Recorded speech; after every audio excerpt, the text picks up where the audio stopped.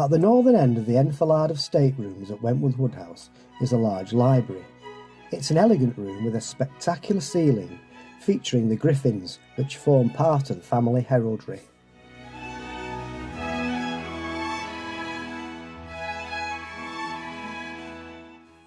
This room is actually one of 3 libraries that interconnect. Next door is the middle library, and beside that is a small library. Interestingly, none of these 3 rooms began life as libraries. When the house was originally designed, the large library was due to become the state dressing room, the middle library was to be the state bedroom, and the small library was the state bathroom or closet, as it would have been known in those days. It was very common in the 18th century for houses like Wentworth Woodhouse to reserve a suite of very high-status rooms for use for visiting royalty. And that's what our libraries were originally designed to be. We're not sure if they were ever used as intended, but we do know the original library at Wentworth Woodhouse was in the Baroque house on the west front, facing into the gardens. We think the rooms were converted into their current form at some point during the first quarter of the 19th century. The wonderful bookcases with their marble shelves date from this time, but the white marble fireplaces are older and date from a time when the rooms were intended to be used as a state bedroom suite.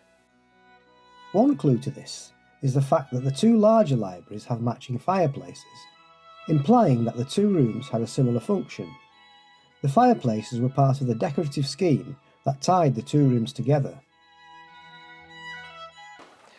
In fact, the 2 rooms are the only individual staterooms to have matching fireplaces. The 2 in the marble saloon do match, but they're in the same room. The library fireplaces match even though the rooms have always been separated. This indicates that their use was linked. The decoration on the fireplaces also hint that the rooms originally had a different purpose. The frieze panel is decorated with very high relief gardens of fruit and flowers. These include pomegranates, pine cones, acorns, and pears, and it's the ancient symbolism associated with these items that help us understand the fireplaces were originally designed for a bedroom suite. In Greek mythology, the pear was dedicated to the goddess Hera. She represented women and especially fidelity in marriage. The pine cone and the tree from which it comes was associated with royalty and fertility. Pomegranates represented life, regeneration and marriage, and acorns were believed to symbolise fertility and the possibility of creating new life. An educated Georgian visitor looking at this fireplace in the late 18th century would have little difficulty interpreting its iconography. But today, for most of us, all we see are carved fruits and flowers.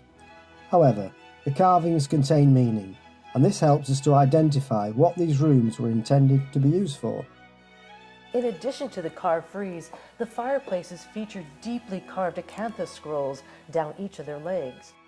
In shape, these are quite similar to the legs in the marble saloon fireplaces, but they're much more ornate, although the scrolling decoration of the side elevation of the legs is almost identical to that of the marble saloon fireplaces. Both of these matching fireplaces were made by John Fisher of York, and they were supplied in 1768.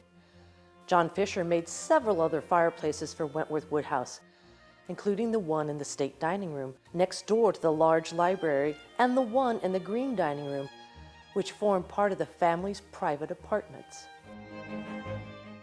We hope that you've enjoyed this latest release in the Fabulous Fireplaces series. Make sure that you subscribe to our channel and please leave us a like and a comment in the section below. And now our guests can enjoy the lovely library lounge and sink into a Chesterfield and enjoy a cuppa or a tipple Thursday to Sunday.